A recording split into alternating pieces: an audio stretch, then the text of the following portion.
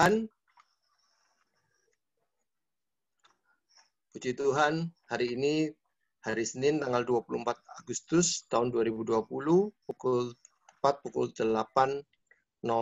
WIB kita akan mulai Zoom meeting kita.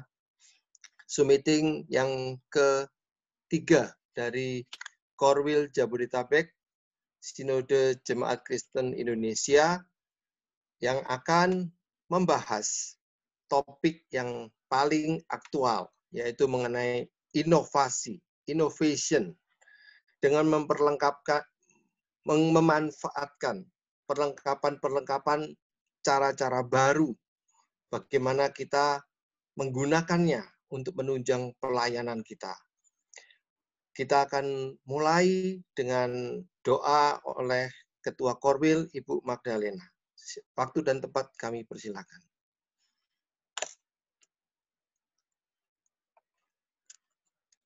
Tolong di-unmute.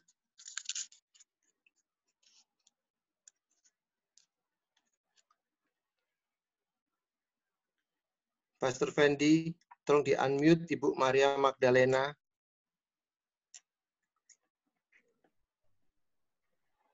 Bu Magdalena mungkin bisa di-unmute. Saya sudah unmute.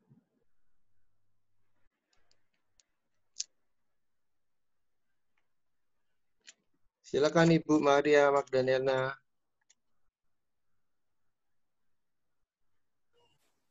Baiklah, saya ucapkan terima kasih kepada para pembicara, juga teman-teman Korwil se-Jabodetabek yang sudah meluangkan waktu untuk memulai acara kita pada malam hari ini. Marilah kita berdoa.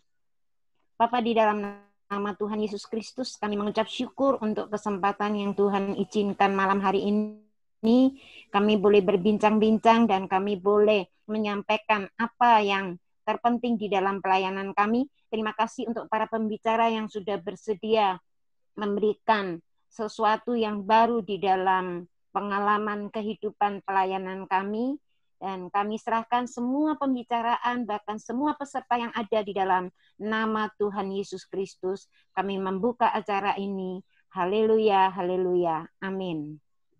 Amin. Terima kasih Ibu Magdalena. Sekali lagi, saya Pastor Herianto Lim dari Korwil Jabodetabek mengucapkan selamat datang kepada para peserta, juga para narasumber kita. Yang pertama, kita akan sapa Pastor Paulus Eko dari JKI IHK, yang juga adalah Wakil Ketua dari Korwil Jabodetabek. Waktu dan tempat kami persilakan, Pastor.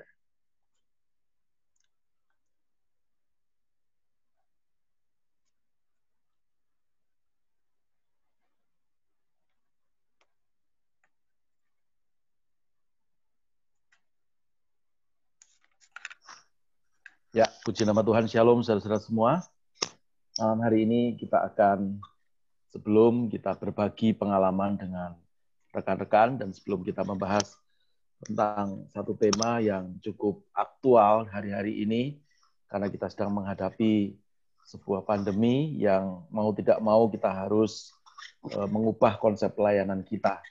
Maka dari itu, menyingkat waktu, saya akan memulai dengan slide saya supaya segera selesai, ya, dan kita akan bersama-sama melihat apa yang harus kita, maaf, ada yang salah nih. Tunggu.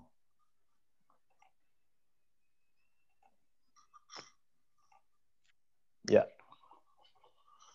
Jadi yang pertama kita bicara tentang seperti tema yang sudah dipaparkan oleh Pastor Herianto Lim, yaitu tentang innovation. Apa itu inovasi, saudara-saudara ya? Dan pada pembahasan ini ya, kita bicara tentang subtemanya, yaitu memanfaatkan media sebagai pelengkap penunjang pelayanan pastoral. Nah, langsung saja kepada poin berikutnya, yaitu untuk apa sebetulnya kita melakukan inovasi di dalam pelayanan. Karena kan semuanya sudah diperlengkapi dengan baik, ya. Sudah ada 5 jawatan, sudah ada semuanya. Tetapi untuk apa kita melakukan inovasi? Ya karena topiknya ini kita bicara tentang sesuatu yang terjadi, yaitu pandemi, ya, maka itu ini adalah sebuah persoalan, ya. Ada sebuah masalah, ada sebuah persoalan yang mengganggu sistem dan mengganggu kebiasaan yang sudah berjalan bertahun-tahun, ya, di mana kita biasanya pelayanan itu tidak ada persoalan apa-apa, tetapi hari-hari ini kita diperhadapkan dengan sebuah persoalan, ya, sehingga mau tidak mau kita harus melakukan yang namanya social distancing, physical distancing, ya, kemana-mana harus kita membawa hand sanitizer, lalu cuci tangan, pakai masker, dan seterusnya. Nah, ini sebuah kebiasaan-kebiasaan yang bukan hanya mengganggu pergerejaan, tetapi saya kira juga mengganggu banyak orang, ya, di seluruh dunia ini. Nah, kita mengalami hal seperti itu di dalam pelayanan, kita tidak bisa diam, ya, kita tidak bisa berpuas dengan keadaan, apalagi menangisi sebuah persoalan ini, yang diharapkan Tuhan turun tangan, ya tidak, ya. Tetapi kita harus membuat satu inovasi di dalam pelayanan ini. Karena mau tidak mau, gereja harus mengikuti apa yang ditentukan oleh pemerintah, yaitu kita harus ibadah secara offline, ya, tidak bisa ibadah offline lagi, tetapi secara online, ya. Kalau ada yang offline, tentunya dengan prosedur-prosedur yang sudah ditentukan, ya. Jadi itu yang menjadi sebuah persoalan, ya. Padahal persoalan itu sebetulnya kan bukan menjadi masalah kalau kita bisa mengatasi persoalan itu. Persoalan akan menjadi satu masalah kalau kita tidak bisa mengatasi, tetapi kalau kita bisa mengatasi persoalan itu bukan masalah lagi.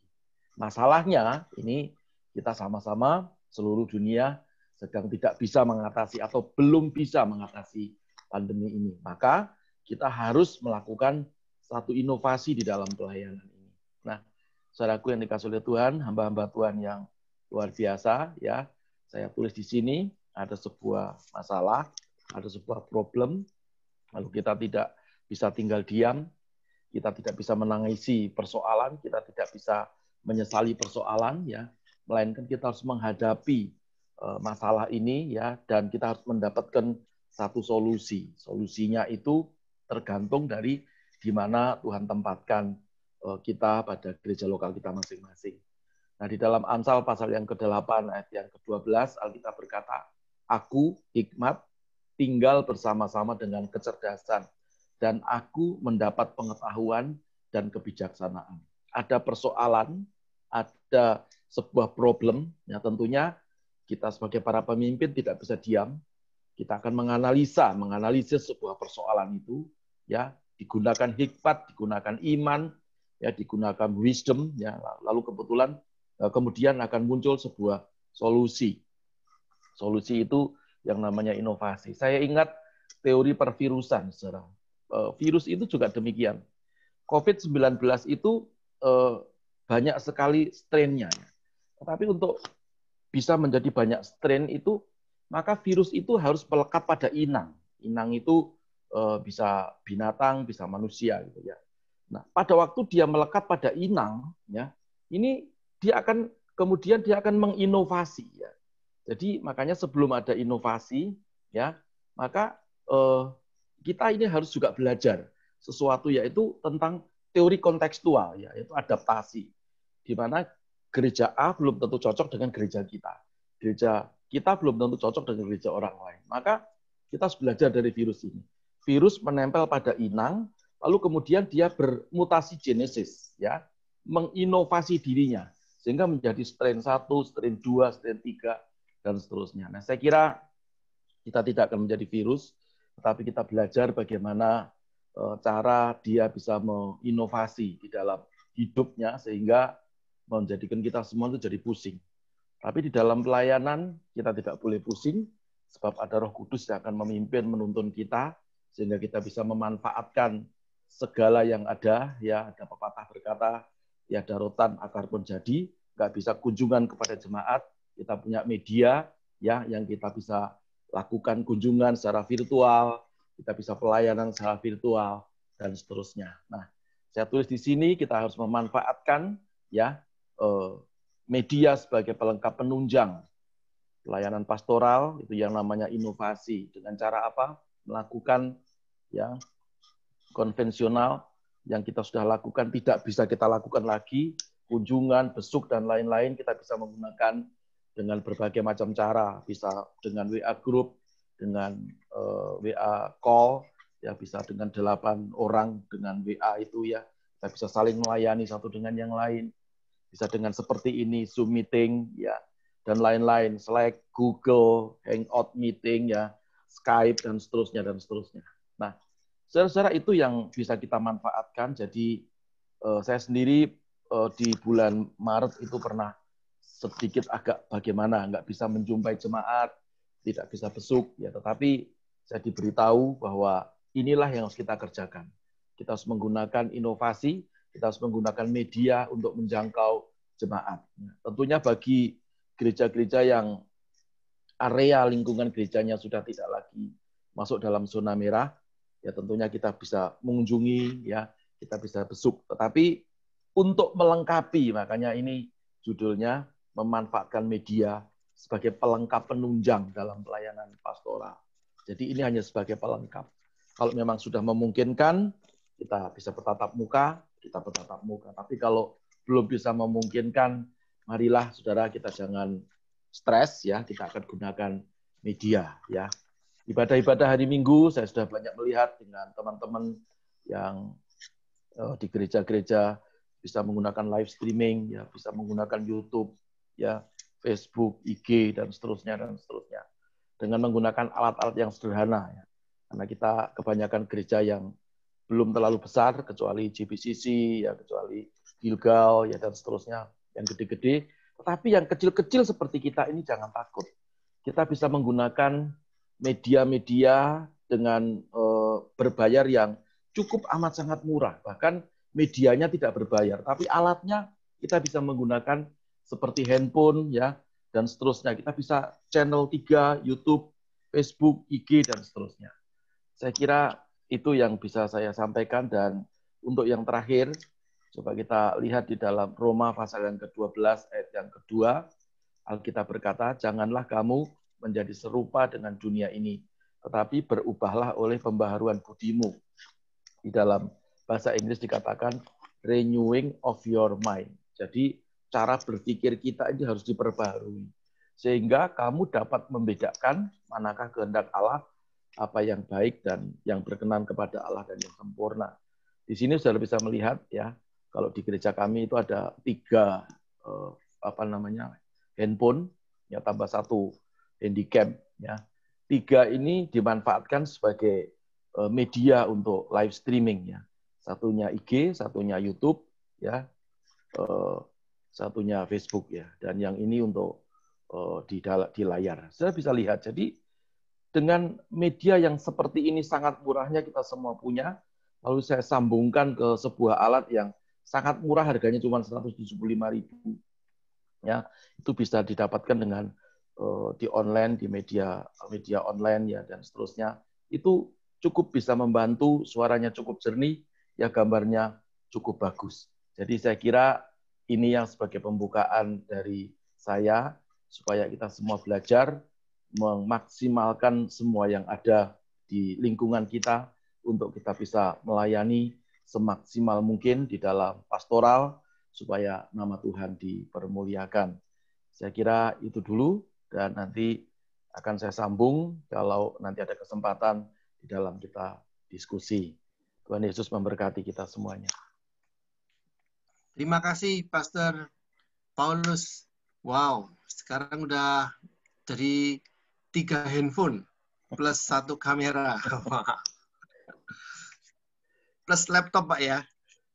Itu sekarang tambahan lagi di belakang layar. Terima kasih untuk waktunya. Kita ada plus 1,5 menit. Kita lanjut saja ke pembicara yang kedua, narasumber kita yang kedua, yaitu Dr. Halim Wiryadinata, Ketua STT Pelita Bangsa. Mari dibukakan dulu. Host, please diberikan waktu dan tempatnya untuk Dr. Halim. Silakan. Terima kasih Bapak Ibu yang saya hormati. Ini pertama kali saya diundang di lingkungan Korwil JKI. Saya berterima kasih atas kesempatan yang diberikan. Pada kesempatan ini saya ingin mempresentasikan, saya share dulu ya Bapak Ibu.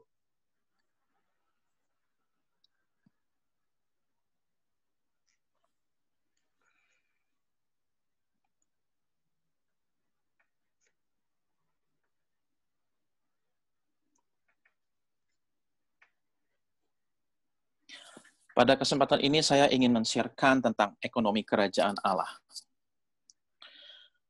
Kenapa saya mengambil satu konsep yang namanya ekonomi kerajaan Allah? Karena pada akhir-akhir, pada masa COVID-19 ini semakin hari semakin menurun. Kita punya daya beli masyarakat maupun juga daya jual barang kepada masyarakat. Nah, oleh sebab itu saya ingin mengatakan kepada saudara-saudara, ekonomi ini sebenarnya merupakan bagian daripada kekristenan. Ekonomi itu berasal dari kata bahasa Yunani, namanya oikos dan nomos. Oikos itu adalah rumah tangga, sedangkan nomos itu adalah peraturan. Kalau kita gabungkan menjadi satu, itu adalah peraturan rumah tangga. Namun kalau kita bisa melihat lebih dalam lagi, penggunaan kata oikonomia itu adalah penata layanan.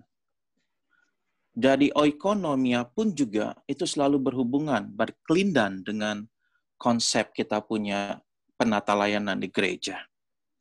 Jadi oleh sebab itu, saya ingin sampaikan bahwa visi daripada kalau kita bicara tentang ekonomi, yang namanya oikos dan nomos, itu adalah mensejahterakan manusia. Dengan demikian pun juga, oikonomia itu merupakan juga yang namanya penata layanan, itu juga mensejahterakan daripada jemaat kita. Maka oleh sebab itu ketika Yesus Tuhan berkata tentang kerajaan Allah adalah semikian, kerajaan Allah demikian, itu adalah suatu konsep household, sebuah rumah tangga. Rumah tangga punya peraturan.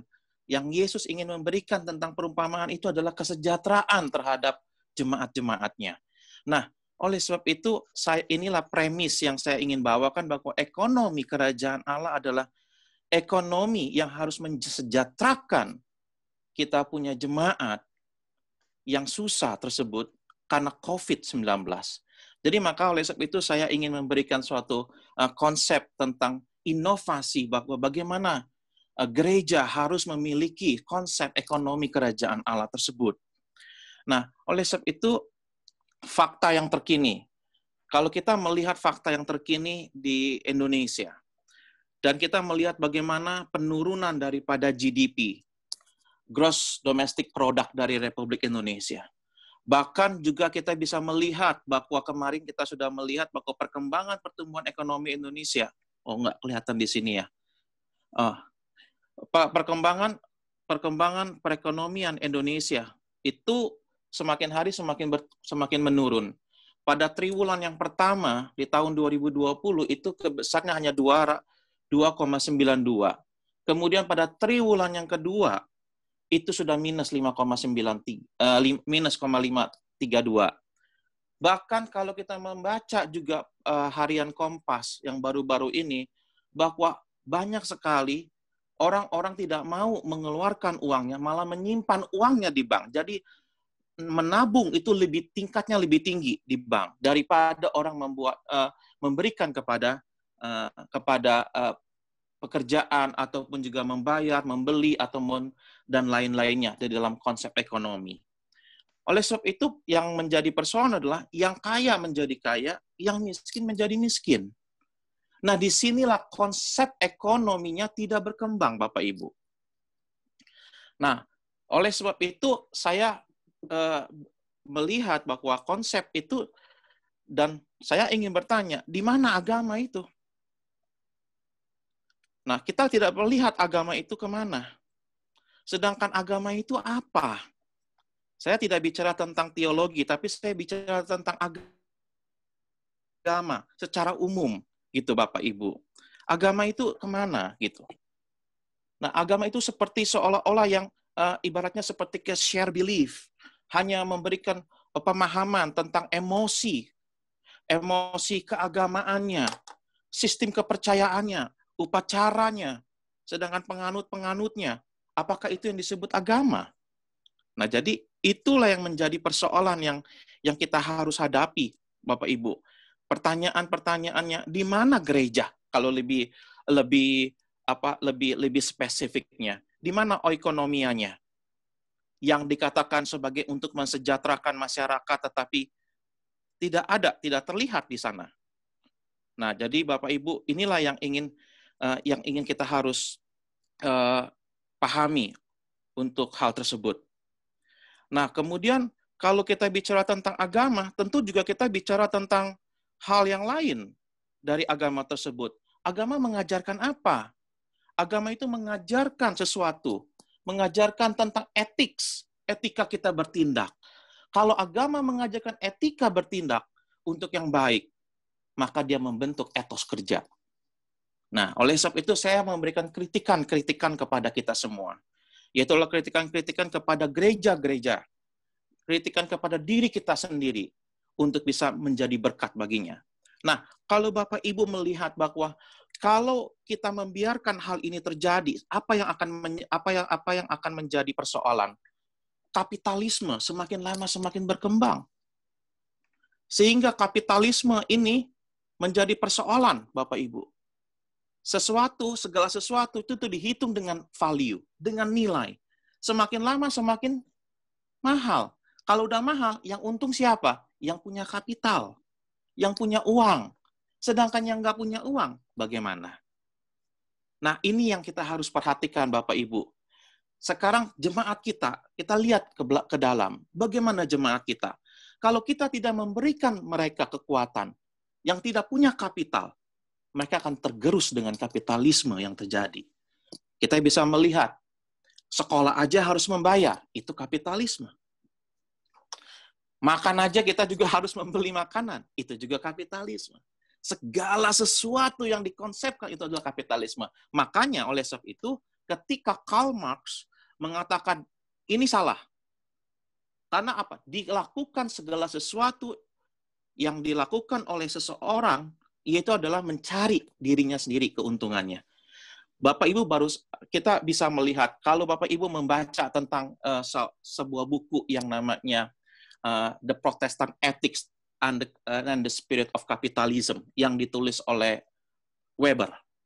Weber menyatakan bahwa sebenarnya kapitalisme itu dibangun atas dasar sebuah agama. Sebuah nilai yang namanya agama ajarkan, itu adalah etika. Dan ketika dilihat di situ adalah pada saat ketika Weber memperhatikan bagaimana orang Kristen ketika pada masa reformasi, yaitu John Calvin, mengajarkan tentang yang namanya predestinasi. Di situ berkata bahwa marilah we work our own salvation with fear and trembling. Artinya kita harus bekerja terus-menerus untuk menjaga keselamatan tersebut. Nah, spirit of bekerja keras, bertekun, itulah yang menyebabkan orang Kristen semakin hari semakin terus-menerus mencari kapital. Bahkan dikatakan di dalam Alkitab, orang yang tidak bekerja jangan dikasih makan. Itu adalah konsep kapitalisme. Bapak Ibu, maka itulah yang dikatakan oleh Karl Marx, hey, itu salah. Yang kita harus lakukan adalah kita harus berbagi, mensejahterakan. Maka di dalam konsep kapitalisme itu sering terjadi adanya perbedaan antara kaum burjois dengan kaum yang di bawahnya adalah kaum proletariat. Oleh sebab itu, maka yang di kapitalisme, yaitu adalah kapital, the spirit of capitalism, itu terus-menerus dalam kehidupan kita. Nah, pertanyaannya, sekarang gereja kan demikian. Apa yang kita harus lakukan dalam Christianity? Di dalam kekristenan ada teologi, ada etika, ada praktika. Kalau teologi, apa yang Tuhan ajarkan terhadap tersebut? Tuhan meminta kepada kita untuk mensejahterakan. Kalau demikian, maka gereja harus ikut mensejahterakan. Konsep ekonomi gereja itu, oikonomia, penata layanan, marilah bekerja, membangun kepada orang-orang yang tidak punya kapital, kita bantu untuk kapital. Agar mereka bisa lepas daripada masa COVID-19 ini. Etika, ethics. Pertanyaannya, apakah etika memberikan pengaruh untuk bertindak? Harus. Praktika, bagaimana orang Kristen untuk bertindak? Itu pertanyaan-pertanyaan yang kita harus kerjakan terus. Maka kerajaan Allah itu, Bapak Ibu, dengan kitab itu selalu berkelindahan dengan ekonomi. Kerajaan Allah selalu berkelindahan dengan ekonomi. Maka kekristenan juga selalu berkelindahan dengan ekonomi. Oleh sebab itu, saya ingin katakan, kalau Tuhan mengatakan, kita harus mensejahterakan. Artinya, kita pun juga harus memperhatikan. Jangan gereja terbawa arus kapitalisme. Tapi gereja harus menjadi ekonomianya kerajaan Allah. Seperti apa yang tertulis di dalam kitab Mazmur, pasal 37, Bapak Ibu. Ayat 25, berkata, ketika Daud melihat, dahulu aku muda, sekarang telah menjadi tua. Tapi tidak pernah kulihat orang benar ditinggalkan, atau anak cucunya meminta-minta roti. Nah, disitulah kita harus sebagai seorang yang namanya masuk ke dalam konsep kerajaan Allah, yaitu adalah ekonomi kerajaan Allah, yaitu adalah mensejahterakan. Maka spirit kapitalisme itu harus kita buang jauh. Tapi kita harus mencapai yang namanya spirit of socialism, memberikan mereka pemahaman, makan bersama. Kita bisa makan, mereka pun juga bisa makan. Nah, oleh sebab itu adalah inovasi yang dalam kehidupan kita pada masa COVID-19 ini adalah inovasi ekonomi kerajaan Allah. Begitu, Bapak Ibu, yang ingin saya sampaikan. Terima kasih atas kesempatan yang diberikan oleh teman-teman untuk mempresentasikan tentang ekonomi kerajaan Allah. Terima kasih. Terima kasih Dr. Halim. Kita akan sambung nanti kita dalam diskusi ya. Puji Tuhan, sudah dibahas mengenai peran ekonomi, khususnya dalam pandemi ini, apa yang gereja bisa lakukan dan etikanya bagaimana. Kita akan bahas bersama narasumber yang ketiga, yaitu Pastor Paul Abraham Jean Peter, atau kita sebut Pastor Paul Peter, ya, untuk dari JKI Mahanaim. Bagaimana pengalamannya, khususnya dengan media dan inovasi ini, bisa menerobos, memanfaatkan media untuk pelayanan. Silakan dibukakan mute-nya, dibuka, supaya Pastor Peter boleh sharing bahannya untuk kita semua. Waktu dan tempat kami persilakan. Oke, terima kasih Pak Haryanto. Saya juga pertama kali diundang untuk Zoom meeting ini. Bersyukur kalau dibandingkan Bapak Ibu yang hadir di sini, saya sepertinya jauh junior. Demikian. Cuma diberi kesempatan seperti ini adalah satu kehormatan buat saya. Terima kasih buat Ibu Korwil yang sudah menempatkan saya dalam kesempatan kali ini. Baik, tanpa mengurangi rasa hormat dan juga demi menghemat waktu, coba kita buka Matius 24. Matius 24 ayat yang 30. Matius 24 ayat 30, demikian firman Tuhan. Pada waktu itu akan tampak tanda anak manusia di langit, dan semua bangsa di bumi akan meratap, dan mereka akan melihat anak manusia itu datang di atas awan-awan di langit dengan segala kekuasaan dan kemuliaannya. Nah, Bapak Ibu Saudara-saudara, ini menggambarkan suatu kondisi di akhir zaman, begitu ya, kedatangan anak manusia, kedatangan Tuhan Yesus. Jadi seolah kalau kita berpikir secara sains, bumi ini bulat, begitu ya, bumi ini bulat, di mana sebagian kena matahari, kalau ke bagian siang, gitu ya, sebagian lagi gelap, kebagian bulan. Lalu Tuhan Yesus turun dari sorga begitu, dan terjadilah peristiwa Epifani, di mana dikatakan Alkitab seluruh dunia akan melihat dia yang tertikam, seperti itu. Nah, gimana cara ngelihatnya? Ini mau nggak mau kan nggak mungkin. Bagian bumi yang misalnya Tuhan Yesus nanti Epifani itu waktu siang, begitu ya. Di Timur Tengah misalnya. Lalu bagaimana kita yang di Indonesia ngelihatnya? Gitu. Kan kita nggak mungkin ngelihat ke langit, kelihatan langit Timur Tengah, begitu. Karena udah ada perbedaan zona waktu. Nah, oleh karena itu dibutuhkan media, begitu. Nah, saya rasa nanti pada akhir zaman ketika Tuhan Yesus menampakkan dirinya, itu akan dilihat dari televisi-televisi, begitu. Dilihat dari sosial media dan sebagainya.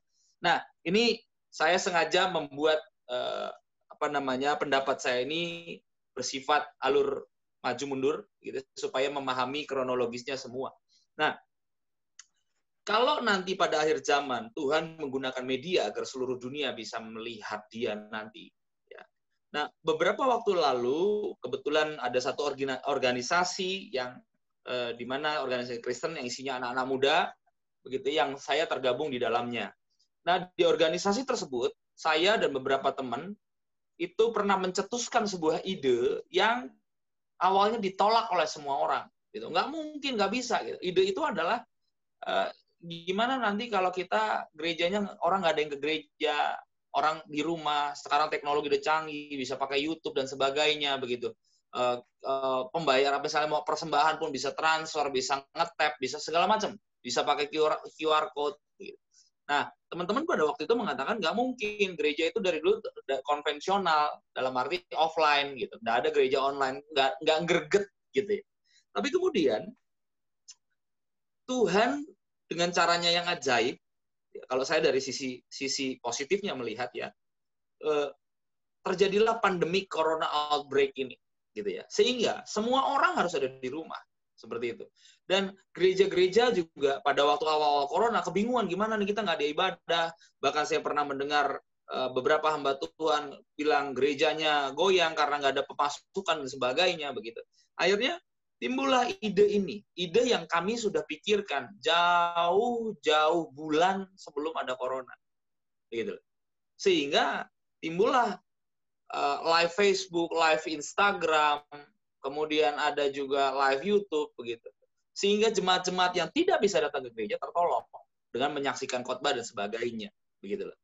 Nah, mereka juga bisa persembahan, ada rekening, begitu kan, diberikan. Nah, buat saya teknologi ini adalah milik Tuhan, begitu ya. Milik Tuhan yang Dia akan pakai untuk kemuliaannya. Kalau kita boleh lihat dalam sejarah gereja Indonesia, belum pernah ada gereja-gereja di seluruh Indonesia, terutama gereja karismatik, yang menggunakan media sosial sebagai platform untuk menyampaikan firman Tuhan seperti sekarang ini. Nggak ada. Begitu loh. Semua offline, semua tradisional, gitu kan. Nah, sekarang sudah ada yang online, canggih, gitu loh. Kita tidak menutup kemungkinan suatu saat, kalau Anda pernah melihat, Bapak Ibu Saudara pernah nonton film Avengers, di mana di situ ada Tony Stark, begitu ya, yang high tech, begitu, yang begitu penuh dengan teknologi. Kalau Anda bisa melihat itu dia punya, saya lupa namanya, yang komputernya itu bisa dilempar-lempar gitu, gambarnya itu bisa digeser, bisa dibuka, begitu ya, bisa dikembangkan dari satu titik hanya dengan gerakan tangan. Nah, maybe one day pendeta itu bisa bikin holographic image, di mana hamba Tuhan ini bisa hadir di rumah jemaat masing-masing. Ya, jadi di lokasi yang di satu lokasi dia ada aslinya dia, kemudian punya holographic image, di mana setiap rumah orang-orang percaya itu punya proyektornya, gitu ya. Nah, rasanya apa terlalu canggih, padahal nggak mungkin. Seingat saya, waktu saya masih kecil, barang ini atau yang kita kenal dengan tablet, kita hanya lihat di film Star Trek. Betul? Telepon genggam yang kita punya sekarang, seperti ini, touchscreen seperti ini, hanya dilihat di film Star Trek. Tapi pada kenyataannya, 20 tahun kemudian, 25 tahun kemudian setelah film Star Trek dengan Kapten Picard dan lain-lainnya itu muncul, barang-barang ini muncul. Begitu loh. Dulu orang pakai stetoskop dokter. Ya sampai sekarang dokter masih pakai stetoskop gitu ya. Tapi sekarang ada alat-alat digital, contohnya seperti termometer yang tidak harus menyentuh kita. Hanya dekat aja dengan infrared, itu udah bisa. Nah, ini perkembangan teknologi yang sangat advance begitu. Nah, seperti yang kitab Daniel juga katakan, waktu Tuhan memerintahkan Daniel memerintahkan kitab itu karena pada akhir zaman nanti pengetahuan akan bertambah. Seperti itu. Nah, pengetahuan kita sekarang ini sangat bertumbuh dengan pesat. Nah, dalam hal gereja kita harus mampu membuat sebuah inovasi. Kalau sekarang kan live YouTube, live Instagram, live Facebook, sekarang lagi digandrungi begitu. Tapi one day nanti ketika teknologi ini semakin berkembang, kalau kita nggak ikut berinovasi dalam teknologi-teknologi yang ada ke depan, begitu ya, kita kan di gereja kan jauh ketinggalan. Terlebih untuk anak-anak muda, begitu. Anak muda kan sekarang pengennya yang canggih, yang ngetren, yang apa. Nah, jangan sampai kita seperti gereja-gereja di Eropa yang isinya orang tua semua, bukan berarti kita mengharapkan jadi seperti itu ya, enggak. Cuma mereka kurang inovasi. Kita sama-sama sering dengar bahwa ada gereja, contoh di beberapa negara Eropa ya, yang sampai dijual dan kemudian jadi bar. Ini ironis. Bukan nggak mungkin di Indonesia bisa terjadi seperti itu. Kalau kita nggak inovasi. Gitu. Makanya saya sebagai hamba Tuhan,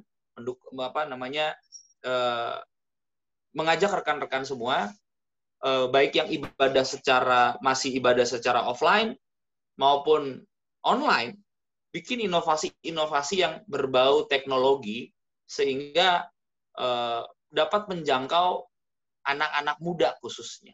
Seperti itu. Nah, penggunaan teknologi ini kita bisa bikin seperti sekarang ini, kayak di Facebook. Kita kalau di Facebook biasanya pendeta-pendeta kita sekarang ini, add friend, sampai 5.000 orang, kemudian kita bikin misalnya Paul Abraham Jan Peter 2, atau Paul Abraham Jan Peter full, begitu ya. Ada 2 akun Facebook. Buat saya, ya oke, itu efektif. Tetapi buat di lingkungan pekerja kita, lingkungan gereja kita, apakah kita cuma mengandalkan WA dan Facebook saja? Sekarang saya mau bertanya kepada Bapak Ibu, berapa banyak Bapak Ibu yang sudah pakai work group? Atau masih bertanya, work group apaan Pak? Work group adalah satu bagian dari divisi Facebook, di mana itu biasanya buat orang-orang kantor. Nah, buat kita-kita yang WFH, atau gereja-gereja konvensional, bagaimana kita ngomong satu kali, ya, tapi semua terpapar dan tertulis di sebuah grup, di sebuah platform aplikasi, di mana semua anggota pengerja kita bisa lihat dan review. Seperti itu. Jadi seolah di dalam Facebook kita bikin Facebook kita sendiri, gitu loh. Di mana orang-orang lihat dan berinteraksi dan sebagainya, tapi hanya lingkungan kita, gitu. Dan ini baru mau saya kembangkan di gereja yang saya gembalakan di Cikarang maupun di Jakarta, ya, supaya ketika saya sebagai gembala mengajukan sesuatu atau mau bicara sesuatu, saya tinggal di situ saja, gitu loh. Dan semua bekerja dengan ada divisi-divisinya, dan divisi itu nanti bisa kasih laporan, begitu loh. Nah, kalau kita kan gereja-gereja sekarang konvensional, laporan itu kan berbentuk ketik, berbentuk buku atau clipping seperti itu. Ini laporan bulanan, laporan tahunan seperti itu. Nah, kenapa nggak bikin yang lebih ringkas dan lebih safe, lebih lebih praktis begitu ya di work group itu, gitu. Nah, saya lagi mau bikin ini ke sana seperti itu. Dan saya ngajak rekan-rekan semua, suatu saat nanti teknologi ini kita bisa kuasai dan gereja-gereja berkembang untuk menjangkau jiwa-jiwa, gitu. Karena nggak mungkin suatu saat sampai hari ini ada suku di India, ya, ada suku di India di pulau sendiri namanya suku Sentinel yang nggak bisa dijangkau oleh siapapun. Ya, untuk melihat suku itu harus pakai drone. Ada seorang hamba Tuhan muda datang dari Amerika, pergi ke suku itu, ngasih kelapa dan segala macam, kelapanya diambil, kemudian ketika dia mendarat, hamba Tuhan ini dibunuh. Jadi bahkan pemerintah India sudah mengkhususkan Pulau Sentinel ini tidak boleh dijamah oleh orang luar. Tapi lalu bagaimana dengan tanggung jawab kita sebagai hamba-hamba Tuhan, sebagai orang-orang, sebagai gereja, untuk menjangkau suku-suku terhilang ini? Mungkin ada idenya nanti kita mungkin pakai helikopter gitu kan, menayangkan kasih tentang Tuhan Yesus gitu, setelin film Tuhan Yesus dan semua orang suku itu nonton. Dan itu butuh teknologi gitu. Bukan nggak mungkin untuk menjangkau suku-suku yang terhilang, bahkan tidak hanya di luar negeri, terutama di negara kita sendiri. Gitu. Ada banyak suku-suku yang belum terjamah. Soalnya ya memang harus diakui seperti di Kalimantan ada suku-suku yang magicnya sedemikian kuat. Ya kita diantar ke situ sekali kita bisa lihat, kita balik lagi ke tempat yang sama, pakai titik yang sama, tapi suku itu nggak ada. Itu ada seperti itu karena dilindungi oleh magic seperti. Nah, hal-hal seperti ini kan juga kita harus imbangi dengan teknologi supaya mereka ini berkembang dan meninggalkan magic itu, gitu loh. Nah, untuk ke depan juga di akhir zaman nanti, ya kita juga harus lihat penginjilan menggunakan waktunya itu sangat sudah penting. habis dulu ya. Demikian, Pak. Terima kasih. Terima kasih penjabarannya. Saya sangat impress, sangat kagum dengan penggunaan teknologi yang maju sekali oleh Pastor Peter. Terima kasih. Nanti kita akan diskusikan ya. Saya coba rekap sebentar bahwa di masa pandemi ini kita sebagai hamba-hamba Tuhan dan gereja Tuhan di Indonesia, kita menghadapi persoalan.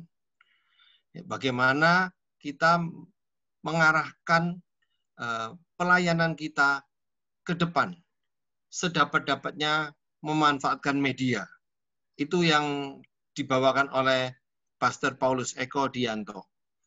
Kemudian oleh narasumber kedua, yaitu Dr. Halim, bagaimana gereja merespon penurunan ekonomi kita, ya, penurunan daya beli dan daya jual.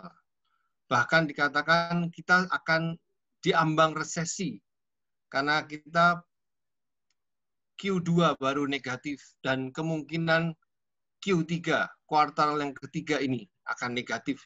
Kalau 2 kali berturut-turut, maka negara itu dikategorikan resesi.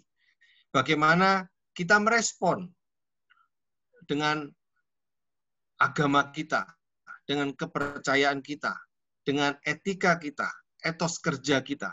Bagaimana kita menyiasati sistem kapitalisme dunia yang sekarang ini berjalan. Dan bagaimana kita mengkombinasikan dengan sosialisme. Karena tujuannya tidak lain adalah kita harus mensejahterakan kota atau dalam lingkup yang lebih kecil, yaitu jemaat di gereja kita. Kemudian yang ketiga, pembicara yang ketiga, Pastor Peter. Ini menantang kita untuk lebih gaspol dengan teknologi ke depan.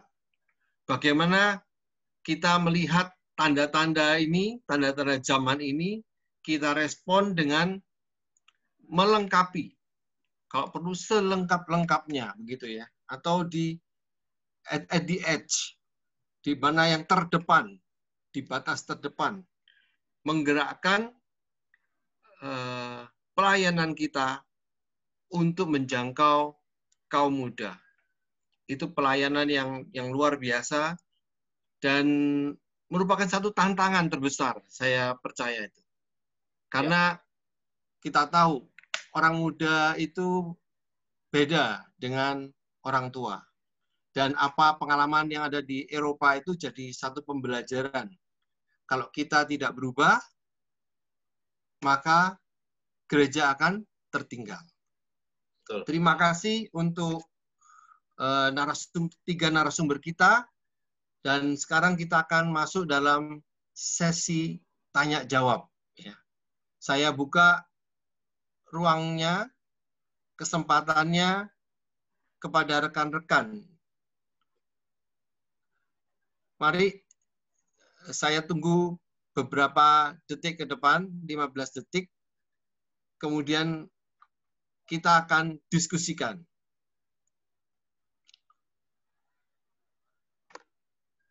Pastor Fendi, boleh dibantu ada pertanyaan-pertanyaan dibacakan, pertanyaan yang sudah masuk.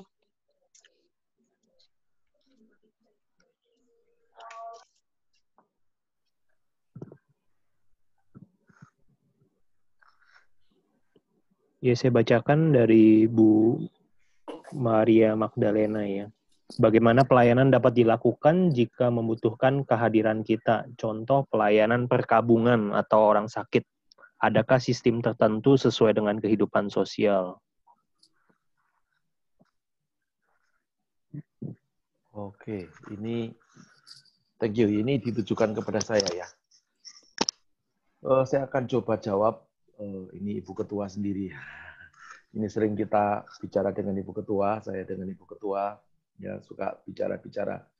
Salah satunya adalah topik ini ya. Bagaimana kalau membutuhkan sebuah kehadiran di dalam pelayanan, misalnya pelayanan perkabungan ya seperti tadi ada rekan kita yang sudah dipanggil Tuhan mendahului kita ya, bagaimana itu tidak kena COVID-19 tetapi meninggalnya karena sakit biasa ya.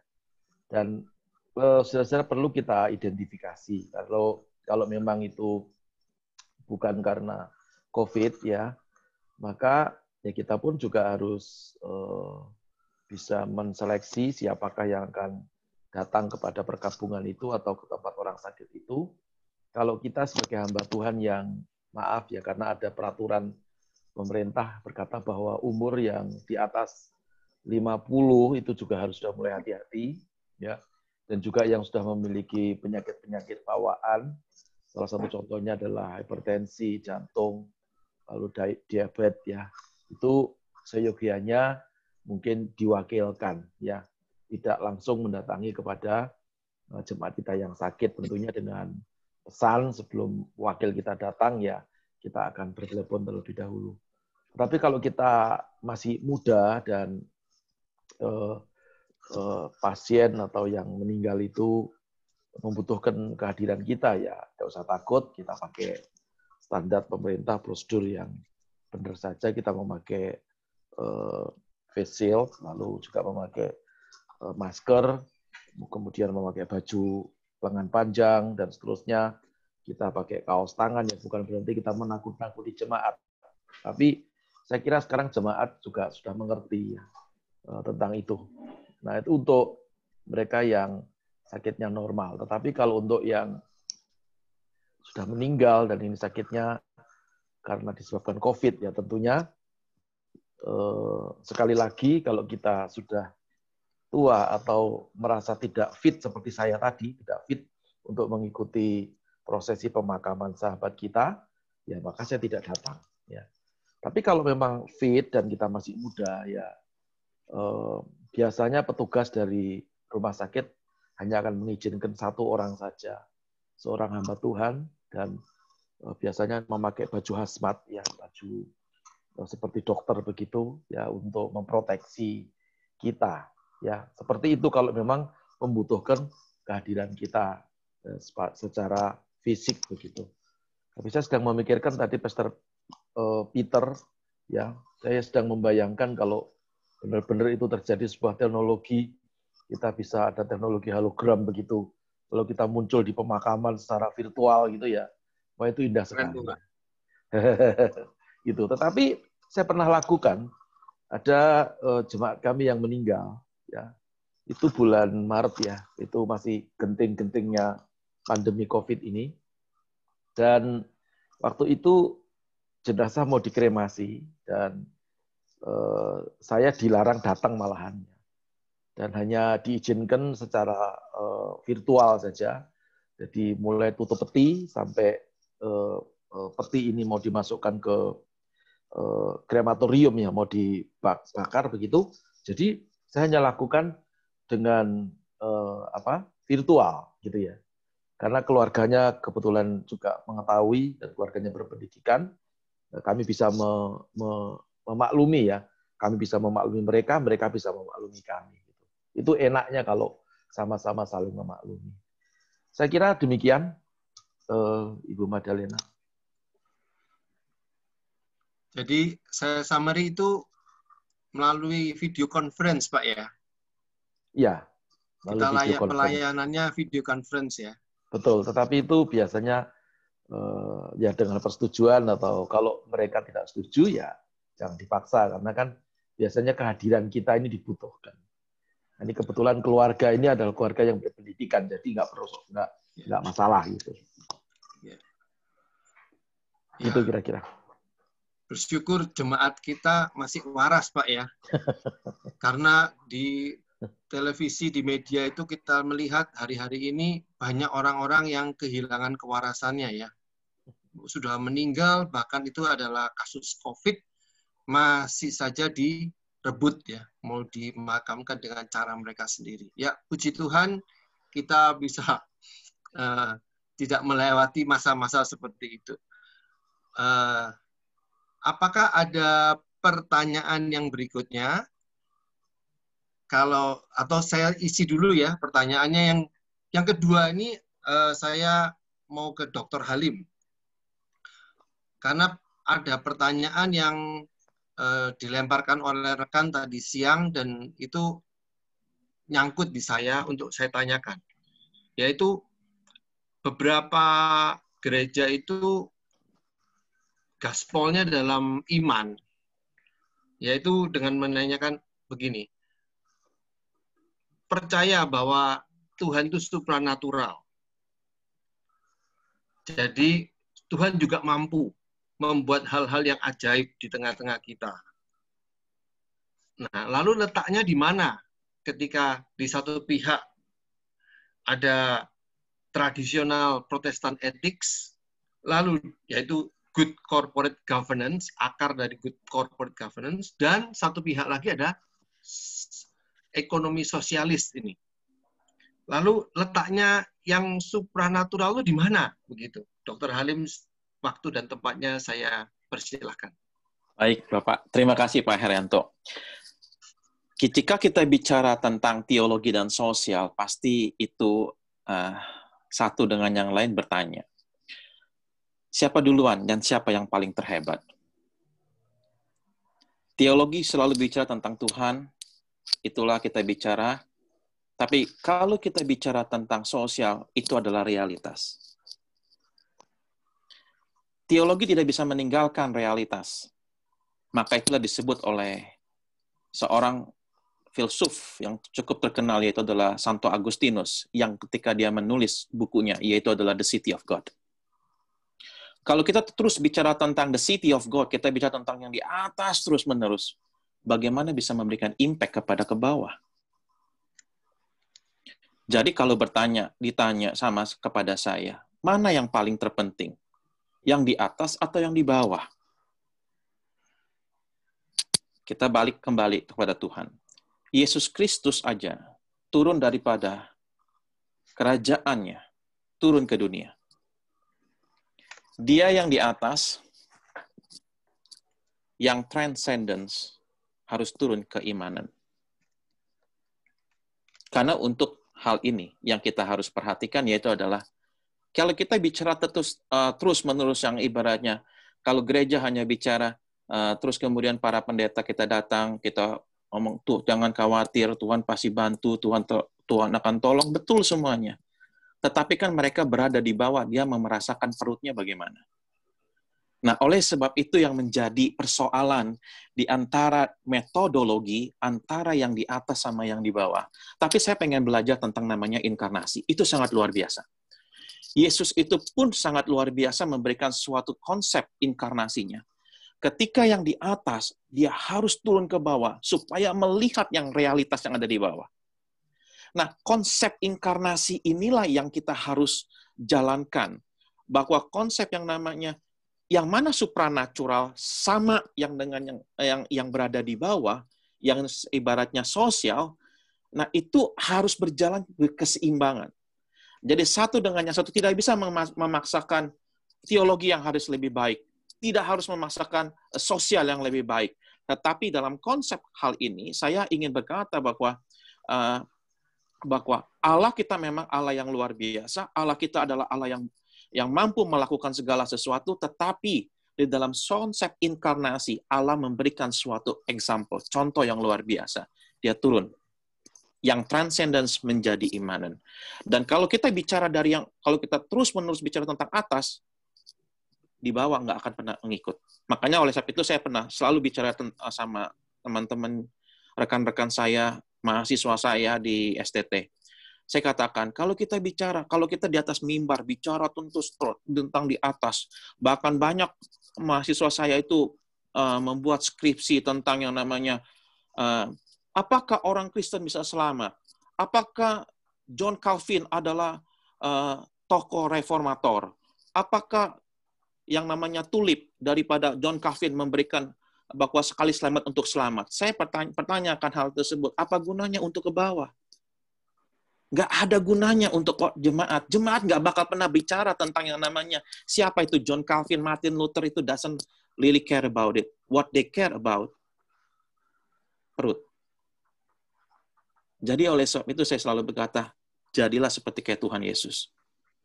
Inkarnasi. Yang atas harus turun ke bawah. Itu dia Pak Herianto. Thank you Pak. Intinya, jangan jadi manusia kemarin, tapi jadilah manusia hari ini. Dengan menatap ke depan. Karena hari ini kita perlu makan, keluarga kita perlu makan, tapi jangan lupa bahwa kita tetap bertuhan. Amin. Selalu. Ya. Saya minta bantuan dari host, Pastor Fendi. Tolong dibacakan jika ada pertanyaan yang lain.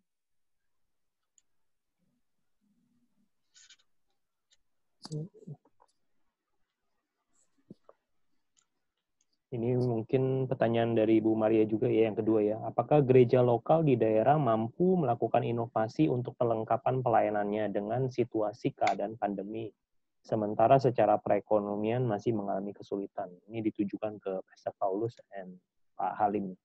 Yuk. Mari Pak dosen saja, silakan. Pak Paulus juga boleh duluan. Saya coba ya Ibu Mada, jadi apakah gereja lokal di daerah mampu melakukan inovasi untuk memperlengkapi pelayanan dengan situasi pandemi?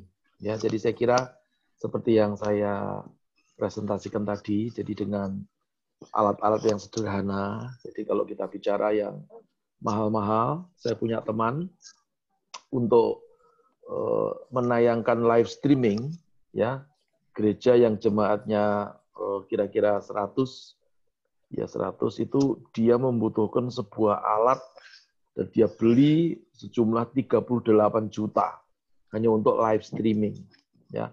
Dan itu pun suaranya kurang terlalu bagus, kurang terlalu jernih, ya. Gambarnya pun juga kurang jernih. Lalu saya berdiskusi dengan teman saya dan saya berkata, coba dengan alat yang sederhana, yaitu dengan handphone, ya, lalu kemudian dengan sound card, ya. Nah, hal ini saya juga jelaskan kepada anak rohani saya, namanya Pak Martin Pinatik dari Palangkaraya.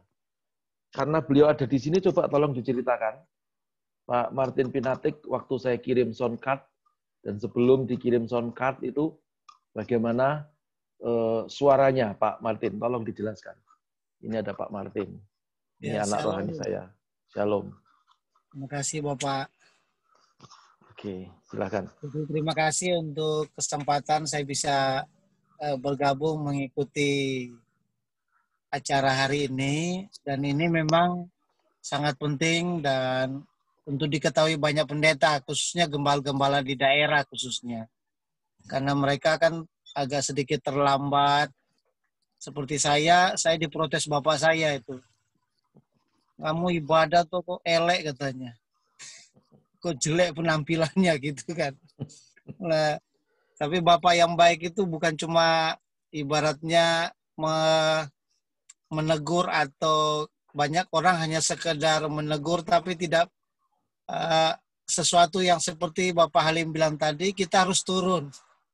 Nah, beliau turun dengan mengirim alatnya begitu. Dan saya berterima kasih alatnya dikirim buat kita, sehingga Bapak pun bisa lihat bahwa kita sudah tidak storing, suaranya sudah tidak sejelek yang kemarin. Sekarang sudah sangat bagus. Karena meskipun alatnya tidak mahal, ya bagi mungkin di Jakarta itu tidak mahal, bagi kami mahal di Palangkaraya. Tapi jujur kami Palangkaraya zona merah, sehingga itu dilema buat kita untuk hal itu. Kita ibadah tidak seperti mungkin di Jakarta, sehingga kami harus live streaming setiap hari. Dan sangat bagus, meskipun di daerah, tapi semuanya kita live streaming. Hampir rata-rata GBI itu live streaming. Saya meskipun GBI, tapi ada di JKI ini. Terima kasih.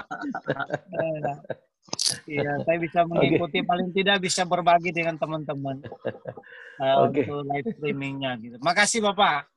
Puji Tuhan. Tepuk tangan untuk Pastor Martin Pinatik dari GBI Eklesia Palangkaraya. Ya, puji Tuhan. Luar biasa. Saudara, itu saya hanya memberikan satu alat kecil saja, ya, soundcard, ya, V10 ya, ada V8, ada V10. Tapi saya belikan V10 cukup agak mahal sedikit begitu. Tapi begitu saya melihat live streamingnya dia, itu benar-benar saya bangga, saya senang ya.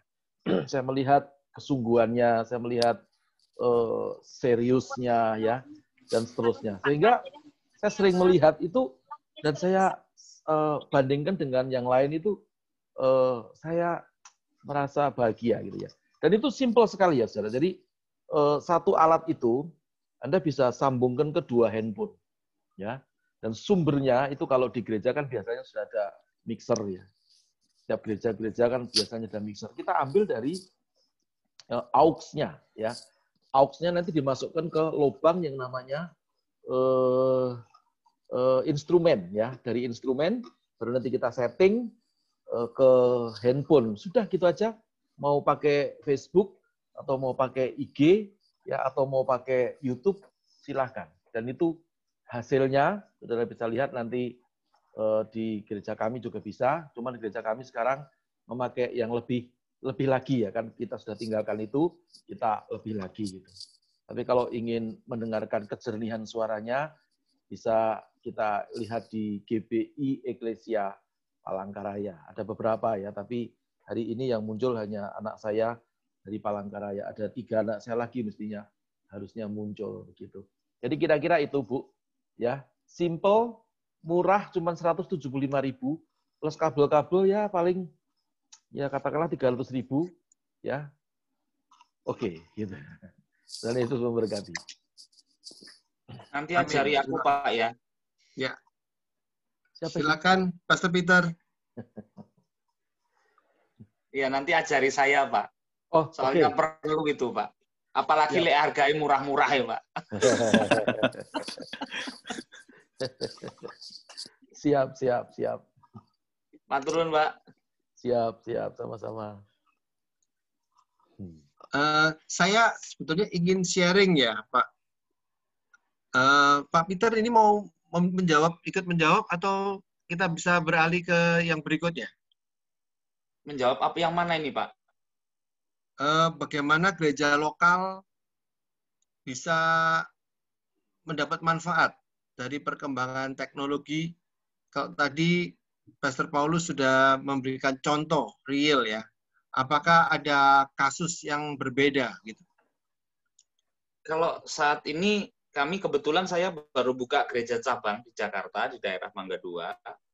Nah, kami baru bikin plannya sih. Sementara ini kan seperti kita pakai pakai aplikasi Zoom ini ya. Ini salah satu bentuk teknologi lah.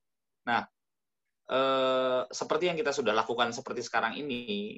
Nah, banyak gereja-gereja, banyak jemaat yang tadinya tidak tahu apa-apa, dalam arti apa ya bahasanya? Ya bahasa eleknya nggak rada gaptek gitu ya.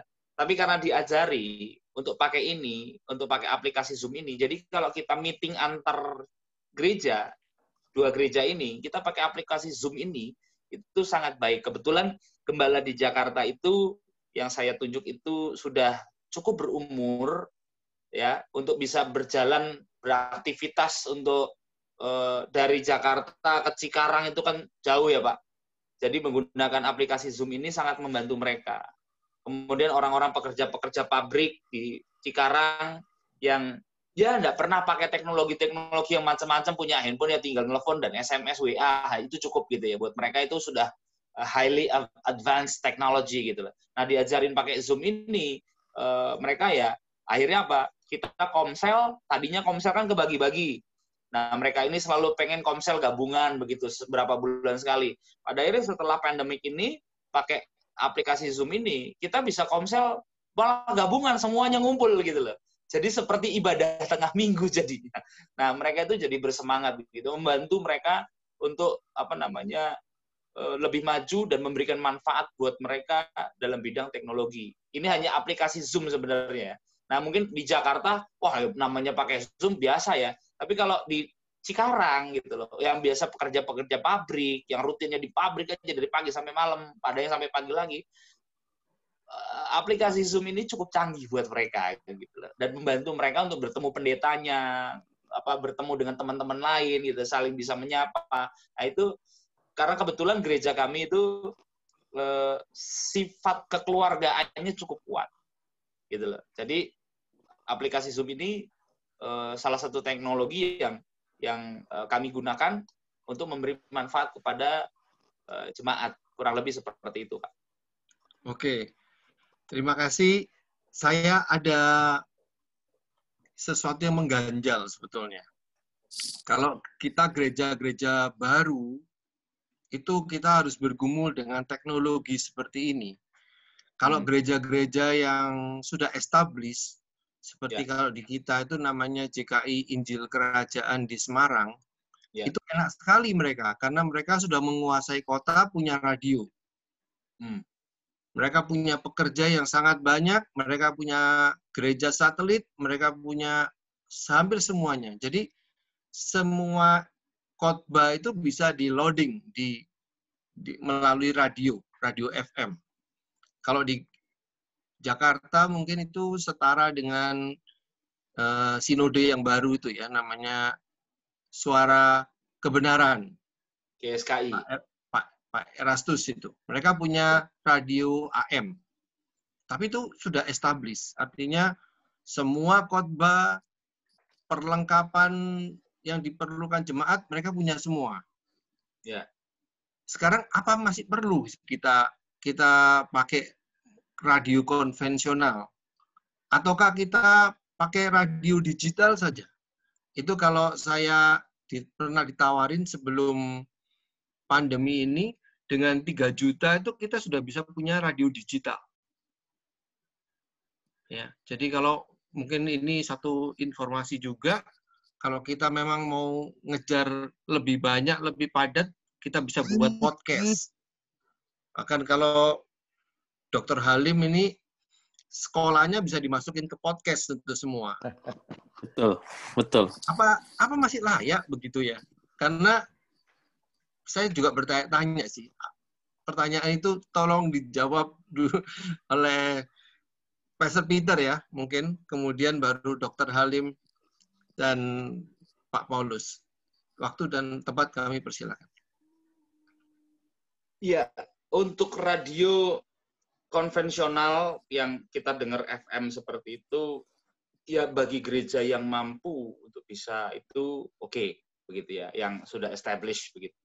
Tapi untuk radio digital dengan biaya 3 juta, saya rasa itu satu teknologi yang perlu kita pertimbangkan. Karena jujur, waktu kami mendirikan gereja, sebelum kami online gitu ya,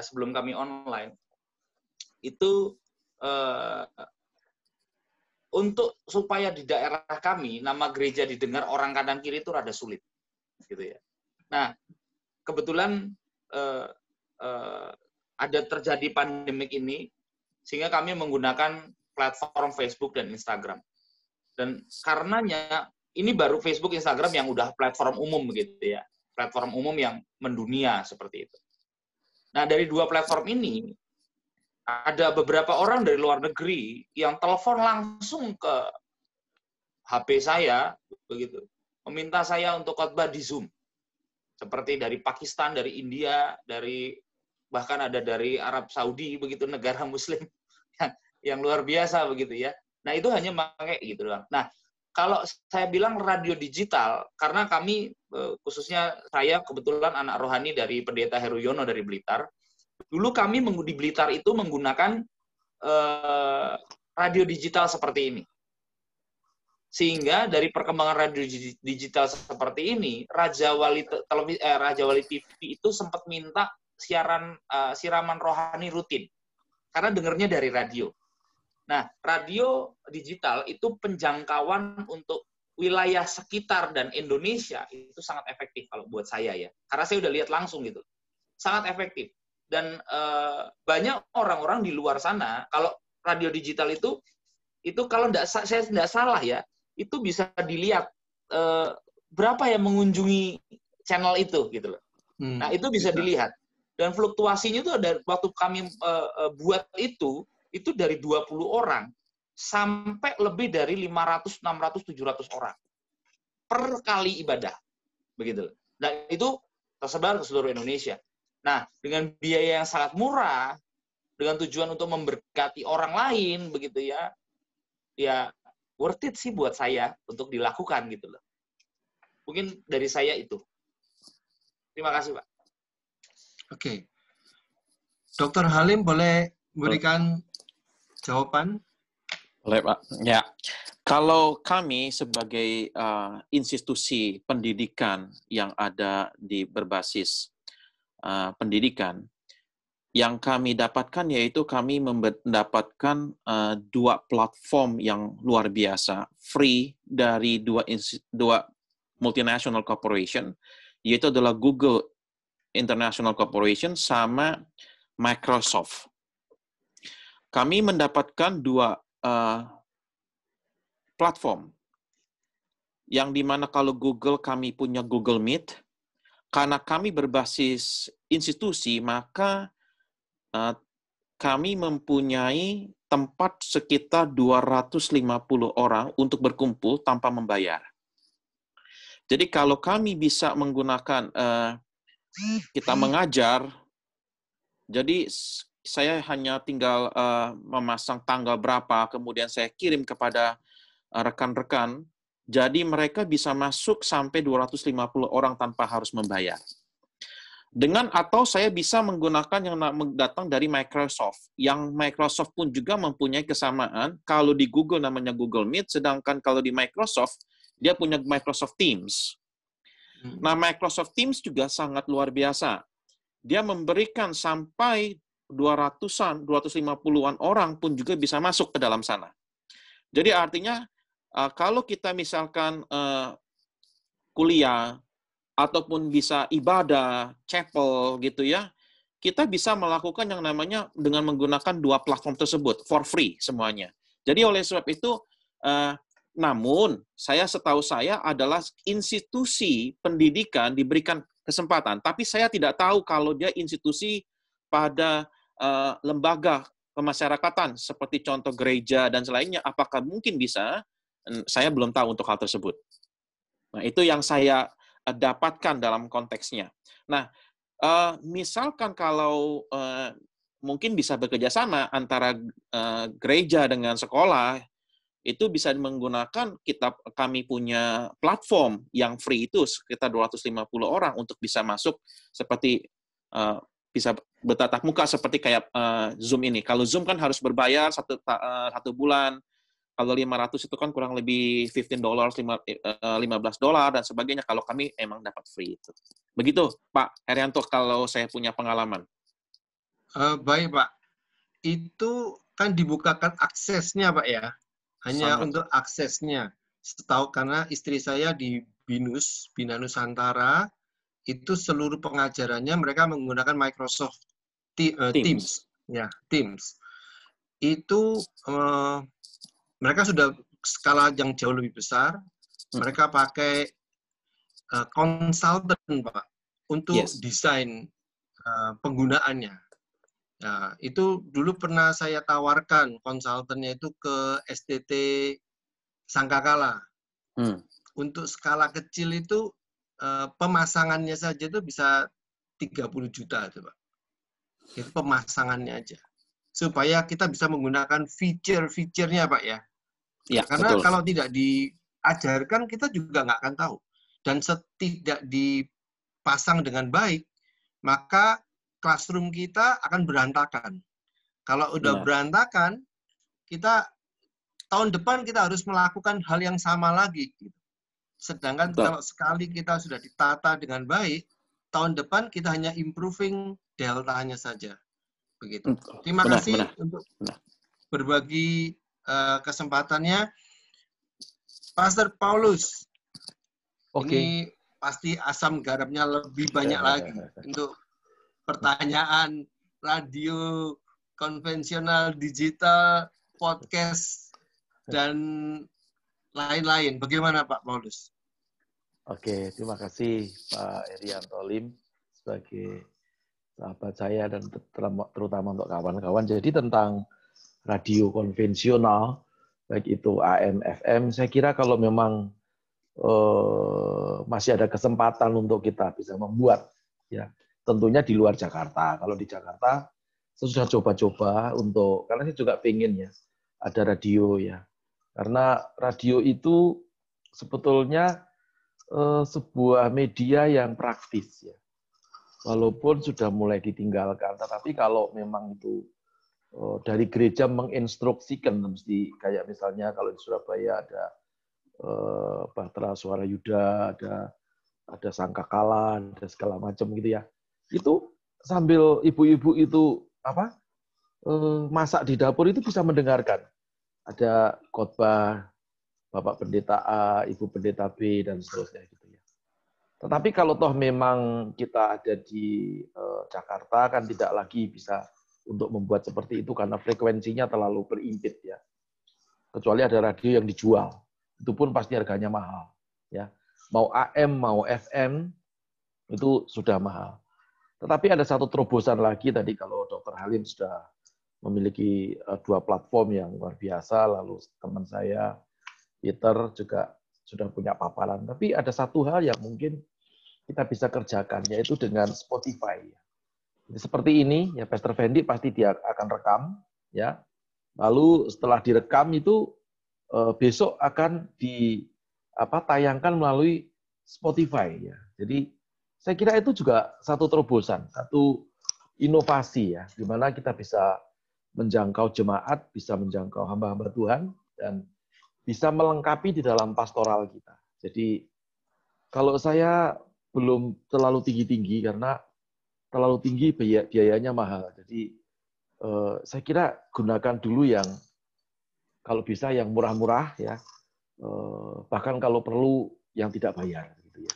Tapi kita maksimalkan seoptimal mungkin sehingga hasilnya itu benar-benar kita bisa lihat bahwa semua jemaat itu bisa mendengarkan pengajaran dari gereja, lalu kita juga bisa mendapatkan inputan-inputan dari mereka. Saya kira itu Pak Arianto. Iya Pak, terima kasih. Jadi intinya jangan investasi terlalu besar, tapi utamakan penjangkauannya. Begitu ya Pak ya? Iya. Puji Tuhan. Puji Tuhan. Saya minta tolong kepada host, Pastor Fendi, tolong dibacakan lagi pertanyaan-pertanyaan, karena saya kira ini diskusinya tambah seru ya. Sebetulnya secara materi makin seru. Silakan, Pastor Fendi. Ya, Pak Peter boleh diizinkan meninggalkan tempat dahulu karena akan ada pelayanan mendoakan orang sakit. Silakan, Pak Peter. Nanti kalau bisa bergabung lagi. Baik, mohon maaf ini di komplek ada yang memang sakit, sudah bolak-balik telepon dari tadi, makanya dari tadi saya nunduk saja karena menjawab dia. Ini harus saya segera layani. Mohon maaf sekali, saya ini diskusi seru banget soalnya. Coba terpaksa. Begitu, Bapak Ibu. Terima kasih banyak untuk kesempatannya. Biar semua CKI semakin maju dengan adanya Bapak Ibu dan diskusi ini. Tuhan memberkati. Saya mohon pamit. Silakan Pak Peter. Selamat melayani. Ya, terima kasih. Pak Fendi, silakan Pak Fendi.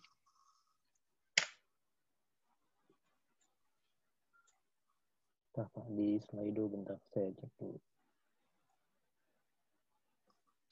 Belum ada pertanyaan yang masuk ya. Belum ada yang masuk.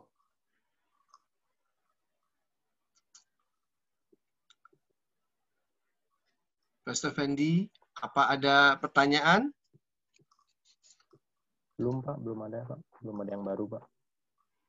Oke, kita sambung aja dengan obrolan kita ya. Kalau radio itu memang, ya itu mungkin ada passion saya ya di dalamnya ya. Dan kebetulan juga salah satu senior pastor kita yang ada di Semarang, itu juga pernah ditaruh, dikirim ke satu pulau, yaitu namanya Pulau Palau. Dan beliau ini hanya diberi tugas, jam 5 pagi, putarkan khotbah-khotbah dari hamba Tuhan A atau B, begitu ya, jam 5 pagi dan jam 5 sore, begitu. Maka setiap hari itu Pak Victor namanya. Sekarang menggembalakan di JKI Higher Than Ever, itu putar, rekaman kaset demi kaset diputar, dan itu ternyata dari Pulau Palau yang adalah salah satu pulau milik Amerika Serikat di Pasifik, itu bisa menjangkau banyak sekali anak-anak Tuhan di Kalimantan dan Sulawesi. Itu secara ajaib ya. Itu dengan radio SW dasarnya. Dan mungkin ya hari-hari ini radio itu masih berjalan. Ya, masih berjalan. Kita kalau lihat yang tradisional, bedanya apa dengan yang sekarang, dengan yang digital? Adalah bahwa kita tidak bisa menghitung. Kalau yang tradisional kita tidak bisa menghitung jumlah berapa pemirsanya, lalu seberapa dekat, respon mereka bagaimana, itu tidak bisa kita hitung. Tapi kalau dengan radio digital, itu bisa, karena itu bisa diikuti di handphone. Ya. Ada podcast, yaitu rekaman-rekaman yang kita bisa dengar kapanpun kita mau. Itu kita bisa putar dan terlacak statistiknya.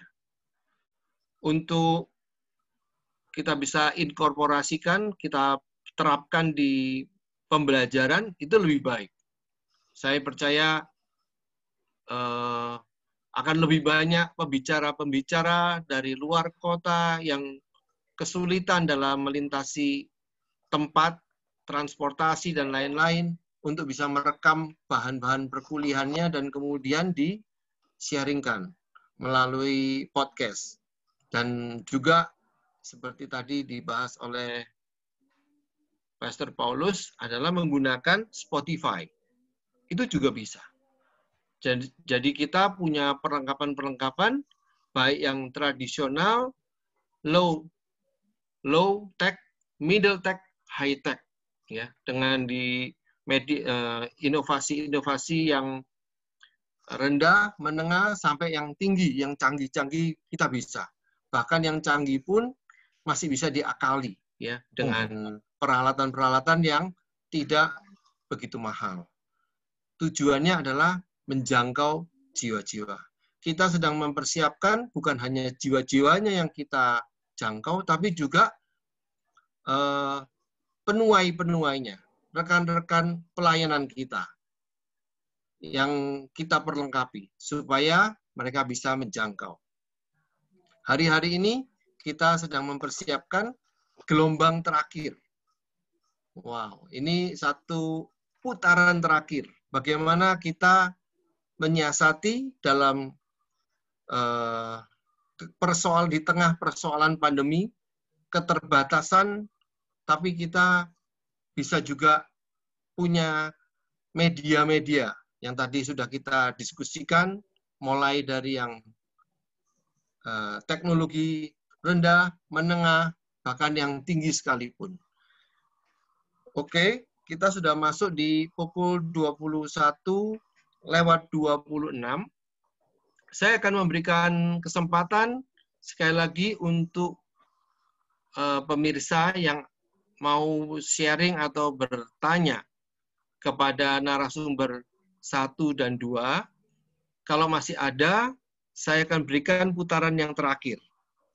Dan jika tidak, saya akan minta closing statement dari narasumber kedua, kemudian narasumber pertama untuk menyampaikan sekitar 2-3 menit. Silakan Pastor Fendi dilihat apakah masih ada pertanyaan atau kita langsung menuju ke closing statement. Ini ada satu pertanyaan, Pastor Haryanto, ini ditujukan, ya, saya bacakan aja. Kita tahu keadaan saat ini perekonomian semakin susah, tetapi pelayanan pastoral terus berjalan. Pertanyaannya, apakah pelayanan pastoral secara online bisa membantu orang-orang yang membutuhkan pelayanan, tetapi terkendala bagi yang tidak mempunyai HP, mungkin jemaatnya gitu ya. Mungkin Dr. Halim bisa kasih tanggapan gitu.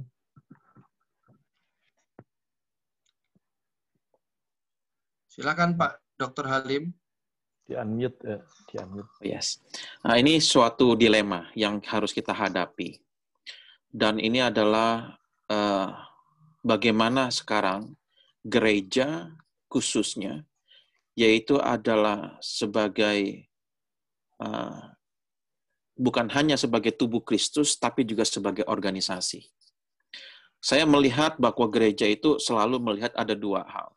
Satu, memang gereja adalah tubuh Kristus, tapi di satu sisi lagi seperti mata koin, ya, seperti mata koin yang punya dua gambar, tapi satu mata koin, yaitu satu koin. Jadi oleh sebab itu bukan hanya dia sebagai sebuah tubuh Kristus, tapi juga sebagai organisasi. Dan inilah yang menjadi persoalan yang selama ini yang saya selalu perhatikan.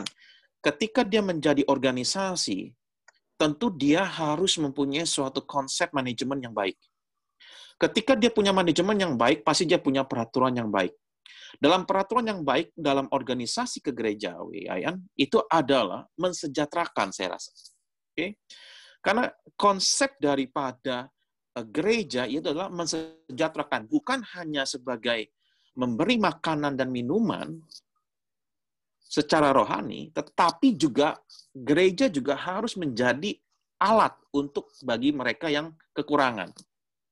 Karena jika tidak melakukan hal tersebut, saya takutnya suatu saat nanti gereja akan menjadi suatu alat kapitalisme yang digembar-gemborkan terus-menerus menggunakan konsep bahasa-bahasa teologis untuk membangkitkan yang namanya kapitalismenya lagi.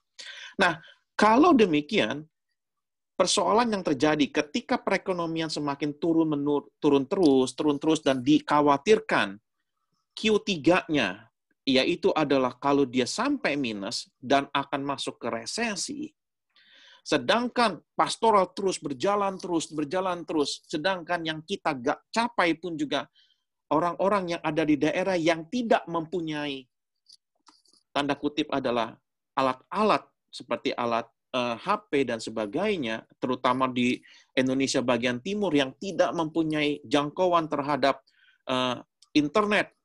Bahkan kalau di Papua, kalau kemarin di Papua, saya nggak bisa pakai XL. Saya harus berganti dengan Telkomsel. Bahkan Telkomsel pun juga on-off. Itu menjadi persoalan yang kita hadapi. Nah, yang saya ingin sampaikan adalah, yang persoalan adalah gereja satu dengan yang lain sudah memasang tembok. Ini pun juga saya selalu bicara di dalam konteks di dalam konteks yang namanya akademis. Kalau kita bicara tentang gereja, kalau dia hanya sebagai tubuh Kristus di satu sisi, tubuh Kristus tidak pernah merasakan yang namanya perbedaan. Jadi artinya, walaupun dia gereja yang sudah ada, ataupun gereja yang tidak ada, artinya maksudnya gereja kaya sama gereja miskin, itu adalah satu tubuh Kristus. Nah, tetapi yang kita lihat di sini adalah kotak-kotak. Pembagian segmentasi satu persatu. Bahkan saya merasa, kalau bukan lulusan dari Sekolah Tinggi Filsafat Jakarta, jangan pernah harap untuk menjadi guru di BPK Penabur. Itu sering terjadi. Kalau bukan lulusan dari STFT Jakarta, ataupun juga dari UKDW atau UKSW, jangan pernah melamar menjadi hamba Tuhan di GKI, baik Jabar, Jateng, Jatim. Nah, itu sudah terkotak semuanya, Bapak Ibu. Nah, inilah yang kita harus perhatikan, yang kita harus refleksikan. Maka saya selalu melihat, bukan saya istilahnya itu saya melarikan daripada teologi. Enggak, teologi is my heart. Teologi adalah dalam hati saya. Tetapi saya sekarang mulai melihat bagaimana dalam sosial, keadaan sosial yang kita katakan Pancasila adalah keadilan sosial, dan itu merupakan bahasa yang dipakai oleh bahasa kita, yaitu bahasa teologis. Di dalam teologi itu ada suatu keadilan. Keadilan sosial itu selalu ada, gitu loh.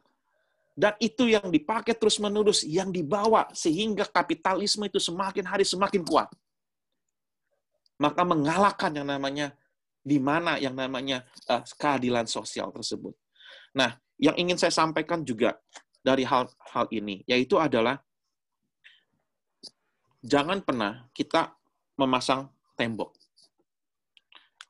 Gereja lokal yang yang menjadi problem yaitu adalah ketika mereka pada masa COVID-19 ini dia nggak bisa berkembang dalam perekonomiannya, karena orang nggak berkembang sehingga menyebabkan mereka tidak bisa menghasilkan keuangan yang baik, finansial yang baik untuk gereja. Gereja pun juga lama-kelamaan juga akan tutup suatu saat nanti. Saya punya persepsi hal tersebut. Ya, tapi ya kita pun juga punya Tuhan yang luar biasa, bahwa kita berharap bahwa di end of the year, New Year nanti kemudian ada vaksin yang luar biasa sehingga kita akan berjalan lagi. Tetapi kita sedang waiting untuk sampai vaksin comes in 2021. Oleh sebab itu, yang ingin saya sampaikan adalah gereja lokal juga harus berinovasi. Inovasinya apa? Seperti menjual. Menjual lewat mana? Menjual lewat daripada makanan, minuman, pakaian, dan apapun juga harus melalui media-media yang inovasi, yaitu seperti kayak WhatsApp dan sebagainya gitu. Itu yang harus kita lakukan. Namun memang persoalannya adalah kalau sampai tidak punya HP, tidak punya itu, nah itulah memang adalah perlu uluran tangan daripada gereja-gereja yang mempunyai kekuatan kapital. Nah, seperti contoh kayak Pak Paulus memberikan kepada Pak yang ada di Palangkaraya. Ini satu luar biasa gitu. Jadi dia tidak pernah melihat antara JKI sama GBI. Whatever you are going to be, tapi kita adalah satu tubuh. That's it, itu dia. Itu yang saya harapkan. Nah, itu yang saya tekankan kepada mahasiswa saya, bahwa adalah siapapun kita harus lakukan. Tapi jangan sampai kita ngomong aja di mulut, tapi tidak pernah melakukan. Enggak, hal tersebut. Yesus aja harus turun dari atas turun ke bawah. Ketika dia bilang, He was the Word, He is the Word, dia adalah firman, tapi firman turun ke bawah. Itu yang kita harus hadapi. Itu Pak yang saya pikirkan pada saat ini. Terima kasih Pak Feren. Ya, terima kasih. Itu juga closing statement-nya Pak ya. Silakan. Ya Pak, betul. Terima kasih. Pak Paulus boleh dijawab sekaligus closing statement-nya. Saya kira Dr. Halim sudah panjang lebar menguraikan, jadi saya hanya mau memberikan satu closing statement bahwa jangan takut berinovasi, ya, karena inovasi itu akan berjalan dengan maksimal sebetulnya basicnya adalah adaptasi. Ya. Jadi saya analogikan seperti virus tadi. Jadi ada virus, lalu dia beradaptasi dengan inangnya. Ya. Nah, setelah virus ini beradaptasi dengan inangnya, entah itu inangnya binatang, nah inangnya manusia, tapi setelah dia mendapatkan inang dan dia beradaptasi, maka virus ini menghasilkan inovasi, ya, dengan bukti bahwa ada strain 1, strain 2, strain 3. Nah, saya kira kita hamba-hamba Tuhan, seperti tadi saya katakan, tidak perlu menjadi virus, ya, tetapi kita belajar berinovasi dengan kita melihat inang kita. Kata inang itu adalah adaptasi. Kata adaptasi itu kalau istilah teologianya adalah kita harus kontekstual. Ya.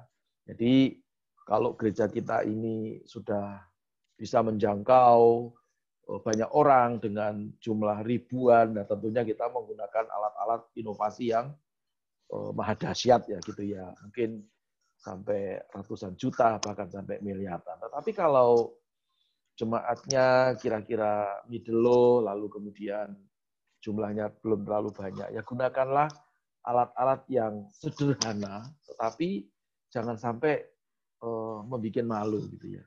Dan kita hamba-hamba Tuhan tadi dikatakan bahwa kita ini harus berbeda, ya. Kita memiliki hikmat, biarlah kita dituntun oleh hikmat itu supaya kita dari hikmat itu memiliki pengetahuan. Ya, dengan hikmat dan pengetahuan, maka hamba Tuhan itu bukan menjadi hamba Tuhan yang keterbelakangan, tetapi hamba Tuhan yang mau belajar, hamba Tuhan yang siap maju, ya, berinovasi dengan apa adanya, tiada rotan akar pun jadi. Jadi tidak harus menunggu datangnya kapal pesiar ya untuk menyelamatkan kita. Kalau di depan kita ada perahu kecil, kenapa kita tidak gunakan perahu kecil? Ya. Gunakan perahu kecil untuk menggapai kapal pesiar yang ada di depan sana, ya, supaya kita bisa mengalami sebuah terobosan, sebuah inovasi pada masa-masa yang sukar seperti ini. Lalu tadi dikatakan Dr. Halim bahwa benar, tadi siang saya juga mendengarkan Pak Presiden ada konferensi yang ada di istana bersama dengan para menteri bahwa tahun 2021 itu insya Allah, dia bilang, akan diproduksi vaksin kurang lebih sudah mumpuni ya, hampir sekitar 260 juta sekian.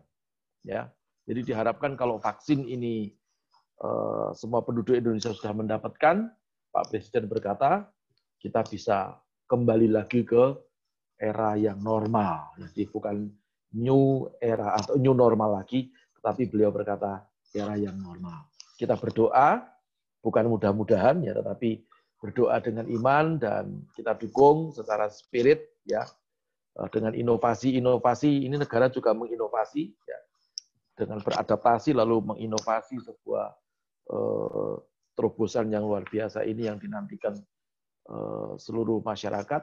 Saya percaya bahwa bukan hanya gereja yang maju, tetapi semua orang Indonesia, semua masyarakat Indonesia akan mengalami kemajuan. Pada waktu maju, Injil masuk, ya, maka kemuliaan Tuhan dinyatakan. Ya, Yohanes 10 ayat 10 bagian B dikatakan, aku datang supaya mereka memiliki hidup dan memilikinya dalam segala kelimpahan.